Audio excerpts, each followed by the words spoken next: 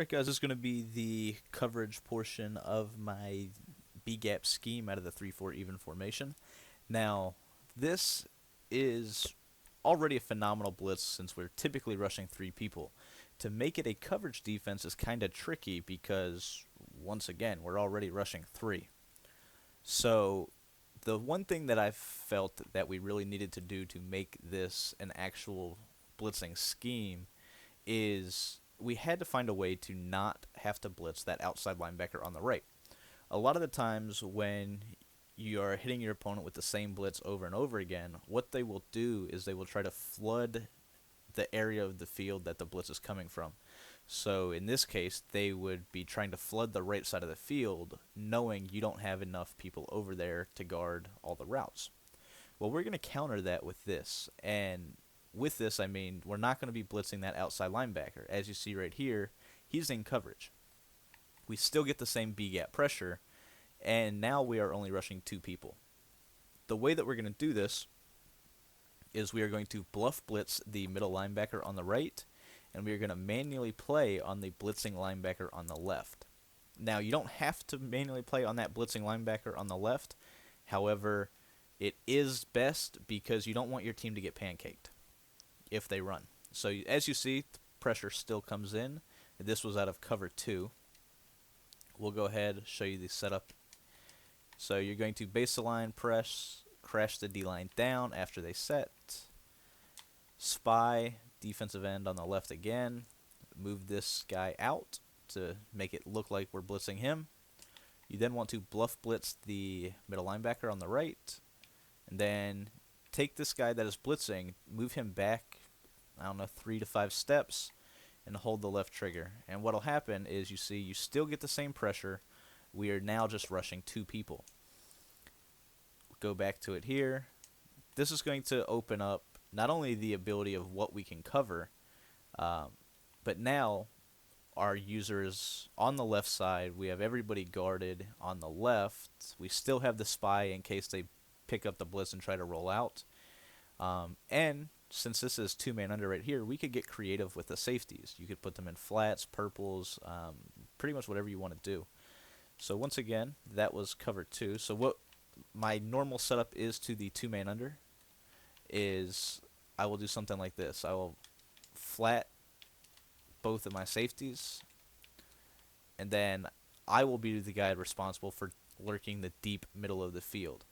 So we'll go ahead, we'll hold left trigger right here.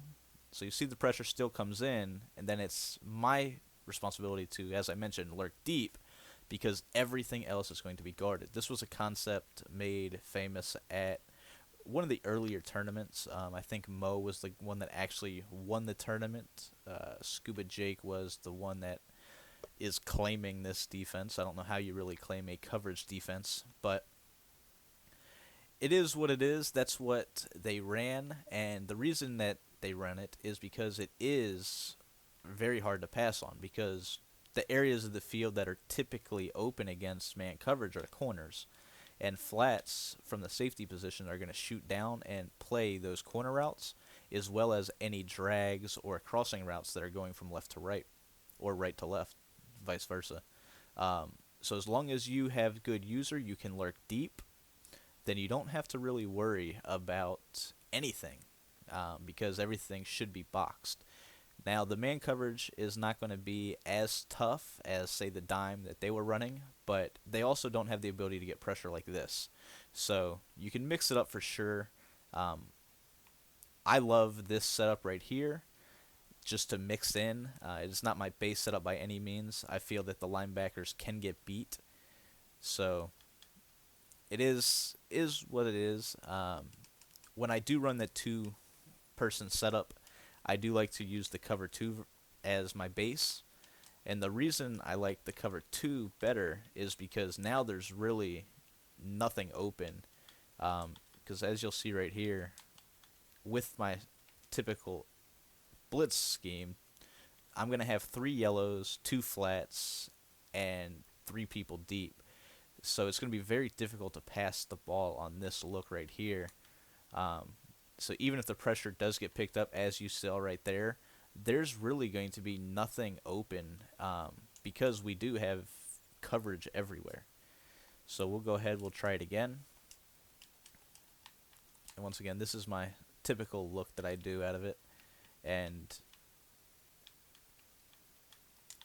taking me a while to adjust it, but it's pretty much just like this.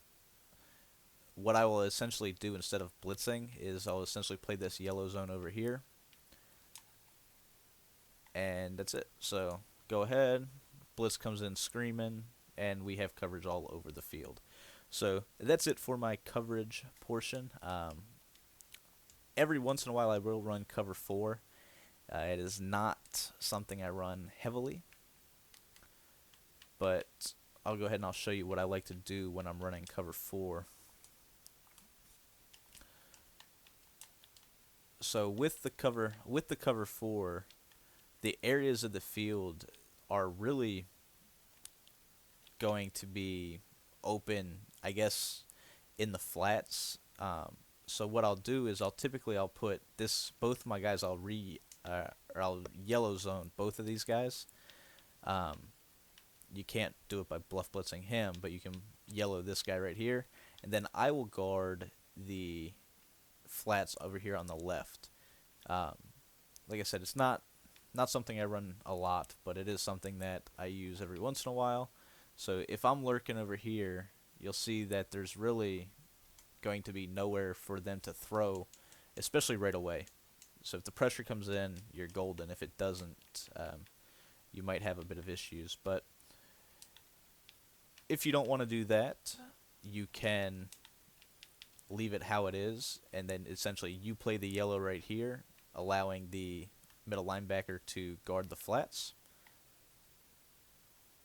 Make sure the setup was correct. As you see here, this would be the standard cover 4 look. I don't know. Like I said, not something I run real heavily. I like the cover 2 and the 2-man under most. But if you want to run cover 4, that is the setup that you can use. So outside of that, you could use the pinch plays as well. Like I said, you could use anything and really mix up your coverage. It's just all up to you on how you want to actually, play. So this is pinch, just pressured incoming initially. It did block shed well, but that's pretty much it. That is the coverage portion of my scheme. Like I said, it is hard to make a coverage portion of any blitz that only requires 3 people. However, this allows us to still have people guarding that right side of the field and allows us to lurk the left. So it is something good to mix in from time to time, especially if your opponent is good at picking up the blitz and you still want to be in this formation. So up next, I'm going to show you how to kill play action. And play action is something that a lot of opponents go to as soon as they get screamed at, especially if they can't figure out how to line shift the blitz. So a lot of people will line shift this blitz down, and it's not going to pick it up consistently. It will sometimes pick it up, but not always. Line shifting to the left will not get this blitz picked up, and line shifting to the right will sometimes get it. It's not 100%, but it will sometimes pick it up. So the blitz can get picked up. We are only sending 3 people, but I'm going to show you in the next version how to kill play action, which is the majority of people's go-to as soon as they get screamed at.